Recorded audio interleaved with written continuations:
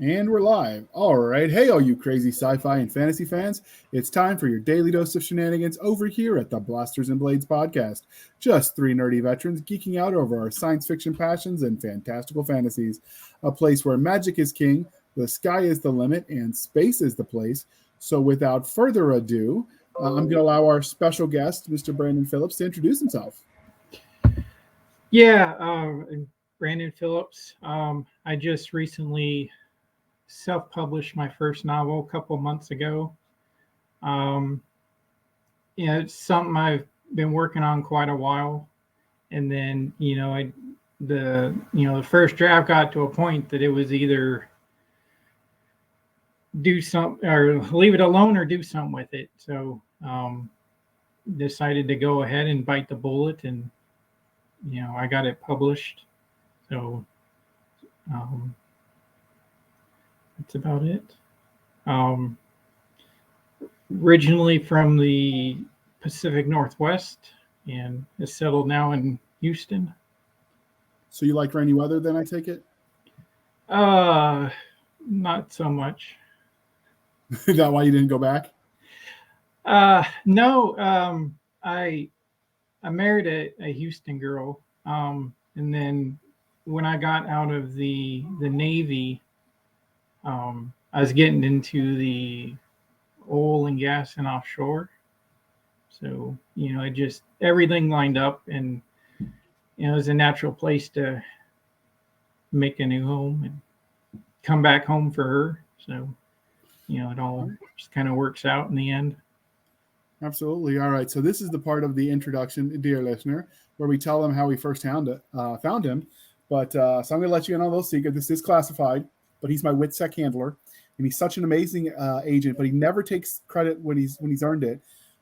So we decided we'd have him on the show. All right. Nobody believes that, and nobody's laughing at my jokes, and Cisca's not here. So we'll just say that he's a veteran who writes military thrillers, and I figured you guys would tolerate one deviation from our normal fare, since we don't normally do thrillers. We do sci-fi and fantasy, but he's a fan of the show. He reached out, and we do try to help other veterans. So here we be, as they say, the cool kids say. At least that's what I tell myself.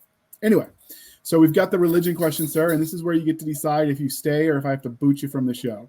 So Star Wars, Star Trek, or Firefly? I definitely have to say Firefly on those. I just like the whole universe. It seems, a lot more believable, and I just the whole backstory with the brown coats, and just all the characters on the ship as a whole. Okay. Fair enough. Firefly is an acceptable answer. So you get to stay. You got one more round in the hot seat. But Heralds of Valdemar, Lord of the Rings, or Sword of Shannara? As definitely Lord of the Rings on that one. I've read classics.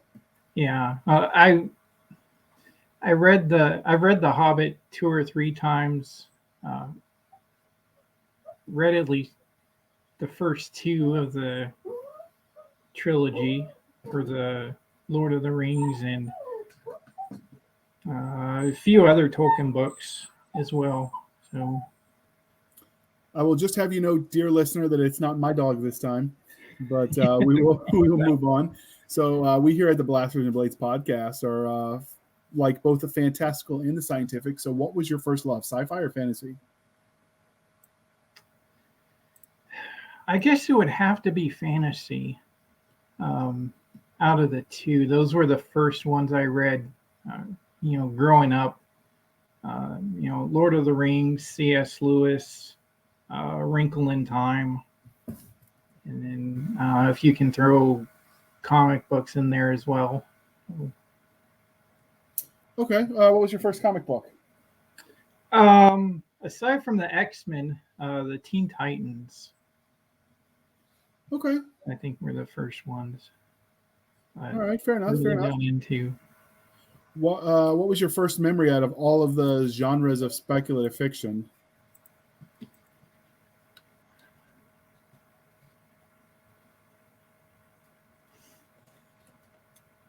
I guess for that would probably have to be pretty much all of Tom Clancy. But specifically, like the Net Force series Okay. that came out around the 2000s. That was a lot of the things that I liked of the plausible technology, and some things that were maybe just a few years off, and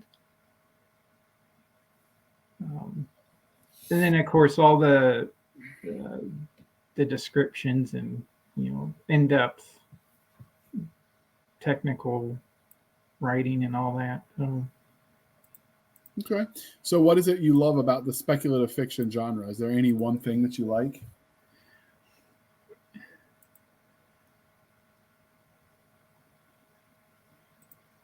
Not exactly, other than maybe the ability to be wrong.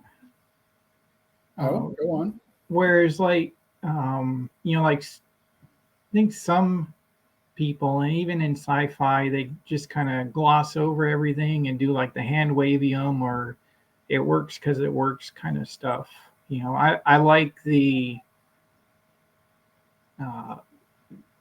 maybe this isn't how it will be, but this is, how I think it's going to be,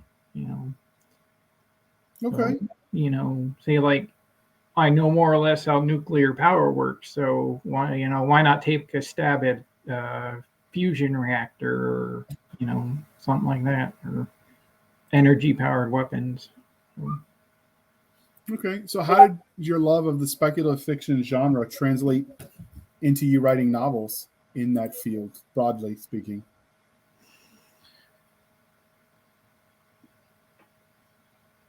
I guess just because I think a lot of it was didn't rediscover like all the self-published authors for a while in that universe. So when I started writing, it was a story I wanted to read, or stories that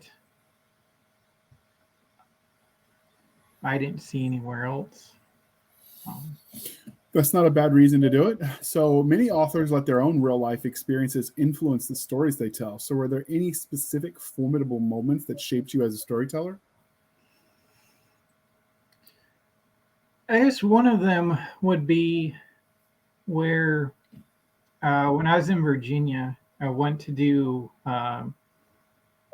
or stumbled on a book signing, and it ended up not happening. It got rained out, but I still picked up the guy's book, and he is a retired Navy '06, and so I took the book home. I was reading through it, and there was some of the stuff in there that he was talking about that I knew just enough to ask some of my buddies about. Is like, how the heck did he put this in there? And they're like, well, I don't know. That's a good question. So, um, so that was one eye-opening moment for me. Is uh, not exactly go in like the depth that he did, but just use my background and things I've seen, and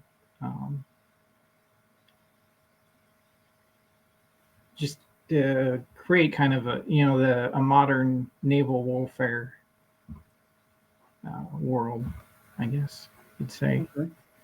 So speaking of naval warfare, your bio mentions that you served in the U.S. Navy, which you hinted at broadly speaking. So we ask broadly speaking, we ask all of the authors who are also military veterans this question. But how do you feel like your time sailing the seven seas affects the stories you tell? It affected it a lot. I mean, there's a lot of sea stories in there, and I think that's another reason I started writing, was just to have an outlet for a lot of things, and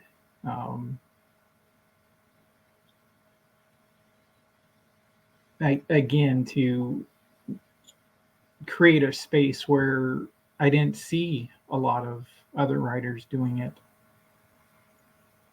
from this side of the fence, so to speak. Okay. So do you ever draw from people you knew in the military for characters or characterizations?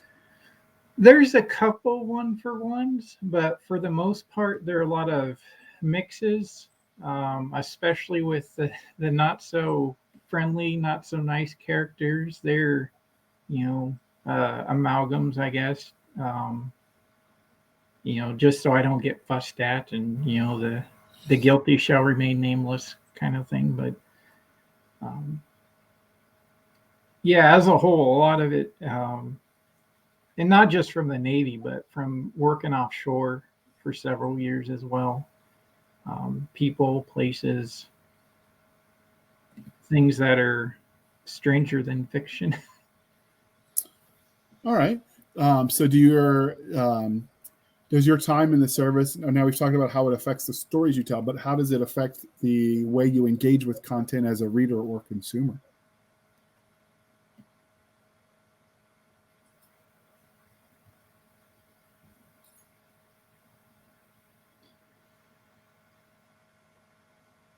I'm not sure how to answer that one.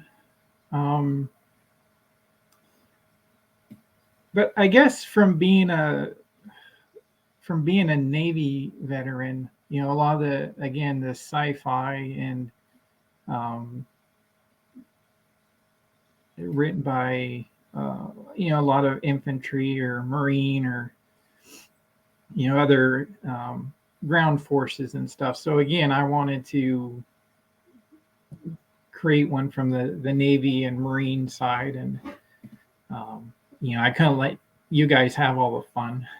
So Okay. try and get something written from a squid's perspective.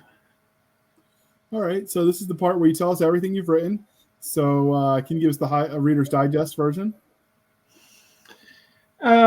Yeah. So no, just the one novel so far, Foreign and Domestic, and it's military tech thriller based largely around the Gulf of Mexico, but it's uh, you know story about a group of veterans who just get in trouble and get out in over their head, and have to try and save the world. So obviously, since this is the only book you've written, we know which book we're here to talk about. Yeah. So where did you come up with the idea for this premise? Was it psychedelics, Ouija board, overindulging in that sludge you swabbies call coffee? I It was probably having one too many midnight to 0600 watches, and a couple of the inciting incidences I had in my mind for 12, 15 years. Um, and it's based a lot around Houston and the Gulf, but um, when I came up with the idea, I was still up in the Northwest. But yeah, again, it's just something I wanted to read, a story I would like, and Okay. so it just kind of, then all the stuff in the middle, just kind of pieced it together and see where it went. Okay, so this is the part where we ask you to tell us all about this. Well, okay, let me see if I can blow that up a little bit. All right, so this is the part where you tell us all about this glorious cover. So how did the story of this piece of modern naval art come to be? Yeah, that is really cool. If I must say, I was blown away when I got it back from the designer. But it's one of those where the artist definitely knew what they were doing, because I gave them a list of what I wanted to see and what I thought would look cool based off of a lot of the other books I had on my shelf and whatnot, and they completely ignored me. And you're pleased with the results, I take it? Yes. So, but I was actually really tough. It took a lot of back and forth because, um, no one has a picture of a submarine underwater. So, I wanted um, a submarine on the cover and, a few other things. But, um, the pictures that were out there were uh, not very good. So it almost came to the point of scrapping it all together and starting over or rewriting a large part of my book. So uh, luckily, I was able to come together in the end um, to find something that looked good and that wasn't going to get torn apart by my colleagues. So you were a Submariner? Yes. Yeah. Okay. Yeah. So more on the book itself. So can you give us the 30-second elevator pitch for this novel? Yeah. Um, like I said, it's a group of veterans who get hired more or less for um, black ops, uh, undercover type stuff, just to, um, you know, try and uncover some things. And then they end up, of course, getting in way over their head. And, no plan survives contact with the enemy. So it just kind of spirals out of control from there. Okay. And so what is it you think that makes your series and this first novel in it special?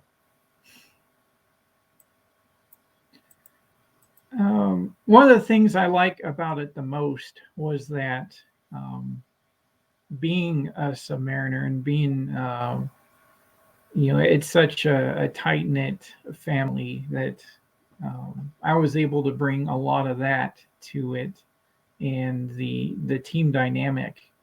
Um,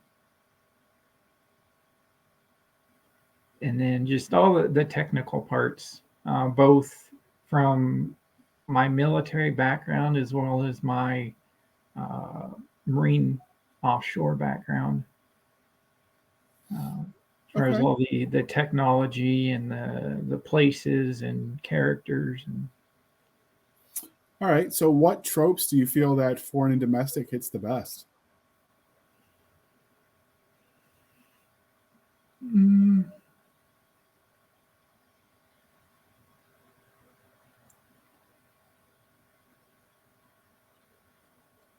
So the incompetent officer, the I don't know, just spitballing here, but what do you think this story does the best?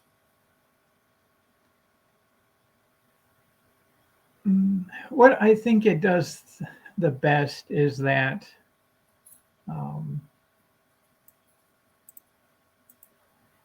I think like well, there's one saying we have of how do you find an average submariner, and the answer is there isn't one. So everybody, like veterans, there's always that one thing about them, and that um, they never give up, they never die, uh, never give up the ship mentality that uh, no matter how bad or bleak things seem, that you just keep fighting to the bitter end, and even if you have to fight yourself with each other to do it. Okay. So besides the military thriller, what other subgenres did you think this story hits? This one, probably not many. But the future books, I definitely want to get more into, or are getting more into the uh, heavier sci-fi. Definitely as far as the weapons go. Okay. There's some light touches in it in this one, but when I was finishing this one, I definitely tried to stay on the thriller side of things, just because I thought the heavy sci-fi world was so competitive, and largely what I had with this one was just a tech thriller, um, even though it's high tech and speculative. But there's I don't think there's anything too far out in this one. Okay. So now on to the story itself. So what can you tell us about the main character? What makes him or her unique in the crowded field of fiction? Uh, One thing that I think is really unique is, I wrote it from, uh, kind of the enlisted non-com Navy perspective, and all the things they deal with, like you said, the incompetent officers, the or other supervisors that are you know stubborn's not the right word, but it's just um,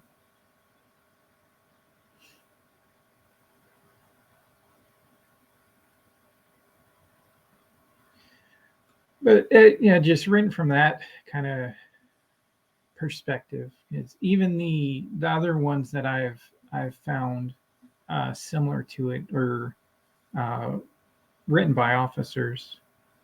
So let's be more specific. Who is your main character other than just the generic Oh, enlisted? sorry. So the main character, there's four main characters, but the main one, is his name's Cameron Gray, and it's definitely he's the main character because most of it is written from first person, his perspective.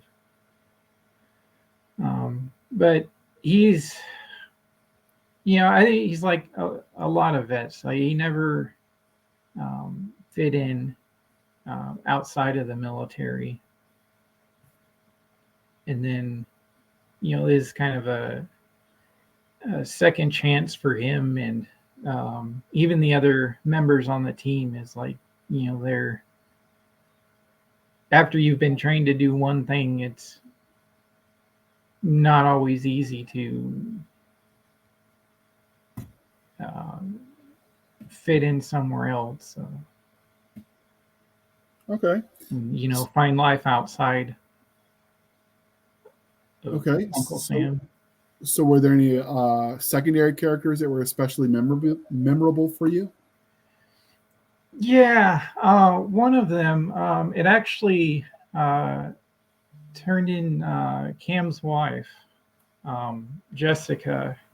Um, she did a lot of things kind of behind the scenes, but then the more and more things went on, she came much more to the front, and couldn't hide in the shadows anymore, and um, which wasn't intentional, but it just that's how it grew and how her character developed. Based on your own wife, I presume? No, no. The right answer is always yes, of course. All of the good females are based on your wives. So, what about the bad guys? Obviously, we don't want any spoilers, but what are the bad guys that the main characters have to confront? Well, like the title says, the story's foreign and domestic, and like I said, the title and the storyline was something I had pretty much from the start. So I knew this is what the story I wanted and the title I wanted. and um, so maybe sometimes bad guys is too strong a word, but um, they they they face opposition from everybody, more or less. Fair enough. So, speaking of characters, if yours ever met you in a back alley, how do you think you would fare after the hell that authors normally put their characters through? So, given what you've done to your characters throughout this novel, and if it's a thriller, I don't imagine you can give a lot of concrete examples without spoilers. But given all of that, how do you see that reaction playing out? Interaction, I should say. Uh, after the gun smoke settles and the fist fights and the knife fights are all done, that maybe they won't be that angry with me, because I got them into trouble, but they got themselves into a lot of trouble too. But maybe at the end of the day, they won't completely hate me because of. Okay, so when does your chef, who somehow inexplicably was a Navy SEAL, bake you a cake that former adult entertainer jumps out of? Oh, is it the wrong book? Yeah. That's a joke, by the way. That was a Steven Seagal. That was a good one. In case the youngins haven't seen Steven Seagal. Oh, yeah. He's the guy that does weird Jew karate something. I don't know, whatever that is. Yeah, unfortunately, I saw that one. Fortunately, yeah. All right. So, finally, what can you tell us about the universe in many series where the worlds where the story is told is as much a character as a protagonist? So, what can we expect? Is this just modern times in Go? Did you add any twists, alternate timelines? It's mostly as is near future. As things are now, with technology being the biggest change. So, did you set a concrete time, or do you keep it near future to try to keep the book from aging? Oh no, I at the end of the day, I ended up setting a date. That's what my editor suggested. So um, it's a few years from now. Um, I think Okay. it's 2026. But, Okay. So, foreign and domestic. so yeah, I mean, because I kind of left it out to leave it gray, but then at the end of the day, also, like if I'm wrong about some things 5 years from now, I'm not going to lose any sleep over it. So, um, I have the time date stamps on all of my scenes. So, um, in the end, I ended up putting a year on it just for clarity's sake. Okay. So, foreign and domestic is clearly part of a series. I know because it says so on the Amazon page and on the cover.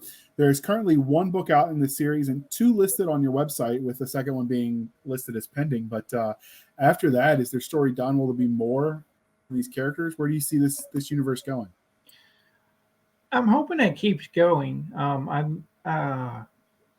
just have the two others right now, but I'm also already like 12% of the way through book number 2, and I can already see where it's spiraling further on and growing bigger in missions and scope and things like that. But no, I'd love to keep it going as long as possible.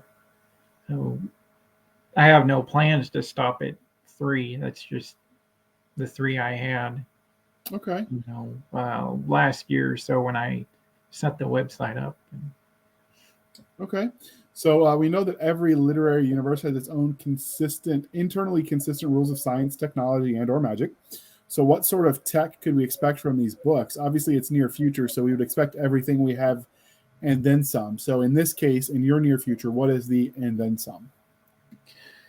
The then some is, as I touched on fusion reactors a little bit, but a lot of it has to do with the kit, the gear that the guys use, as far as computing power, borderline AI, and just all their weapon tools. I don't know if I can go more into it than that without spoiling a bunch of stuff, but Okay. So given that your experience on submarines and all of that stuff is classified, did you have to get this approved through anybody to publish it, or? No.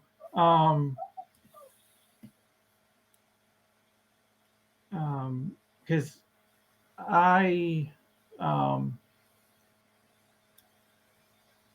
there's nothing really from like the US in there or anything like that. Everything I put in there, I went and looked up, wiki or other open source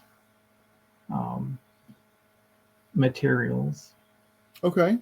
So of all of the tech that you have in your universe, often because it's a military thriller, being unattainable to the average person, but of all of the tech that you've got in there, what would you like to have for your daily use? They definitely the computing power and the AIs and um, if I have to fill out one more Excel sheet, sometimes I think I'm just gonna scream. I just Okay. So given that you said the computing power would be what you would want for your daily use in the AIs, how would you abuse that tech? Because we all know, like, if I have a lightsaber, totally going to be cutting random stuff in half and might even cut my legs off. right. So how are you going to use and abuse this this daily computing power?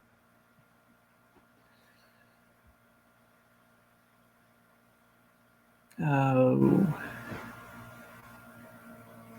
I'd definitely just use it for a game of some sort. Like, oh, now I can run this game even quicker.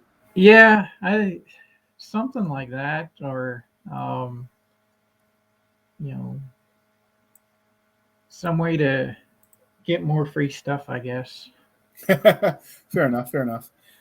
So does this universe have any aliens in it? Since you did mention a little bit of the sci-fi you were going to do in the future books. No. All right. Well, then here's a hypothetical for you. Assuming that you write at some point in time alien creatures, how do you think you'll go about doing that? Would you let nature inspire you, your nightmares, or just build something completely from the ground up? Thought exercise. Yeah. Probably my nightmares, I guess. Other than the Little Green Men, I think most of the series I enjoy reading have, like the humanoid sort of characters rather than the exotic animal ones that, sometimes a little bit too crazy for me.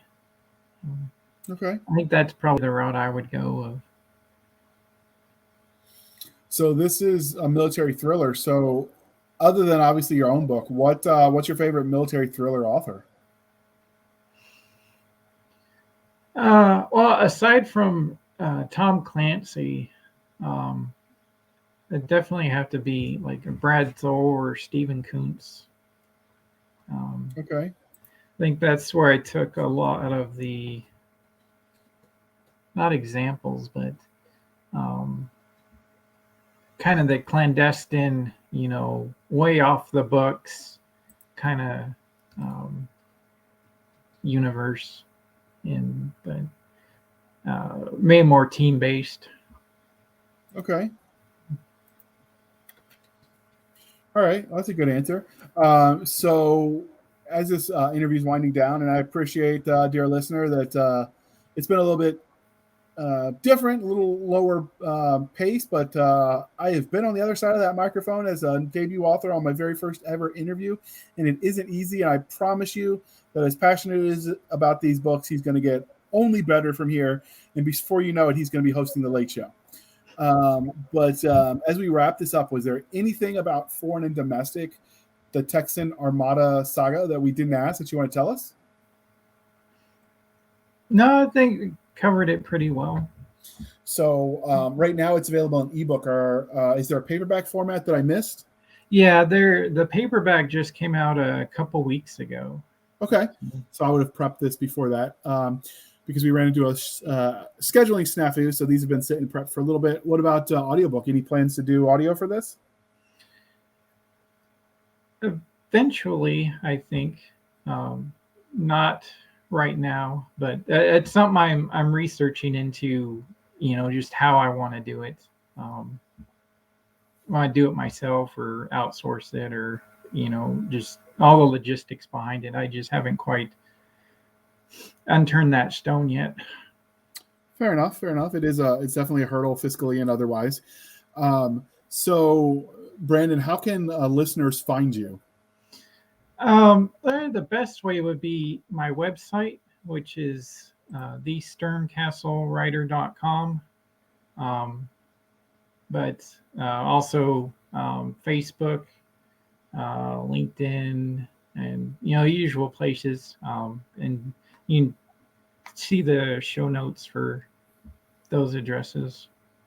All right, we'll have all of that in the show notes. You can find us, dear listener and viewer, on our website at anchor.fm/blasters-and-blades, anchor.fm/blasters-and-blades. You can find us on Twitter at SF_fantasy_show, Sierra Foxtrot _fantasy_show. You can email us at blastersandbladespodcast@gmail.com. You can email us again at blastersandbladespodcast@gmail.com. You can find us on Facebook at facebook.com/groups/Blasters and Blades podcast. And you can support the show over at buymeacoffee.com/author J.R. Handley. Be sure to put in the comments section that it is for the podcast, and I will make sure that gets distributed out to my intrepid co-hosts. We will keep them duly intoxicated. They will drink until their liver surrenders. Or you can support us on a reoccurring monthly basis at anchor.fm/blasters tech blades. So thank you for spending some of your precious time for us. For Nick Garber and Doc Cisca, I am J.R. Handley, and this was the Blasters and Blades podcast. We'll be back next week at the same time, where we'll indulge our love of nerd culture, cheesy jokes, and all things that go boom.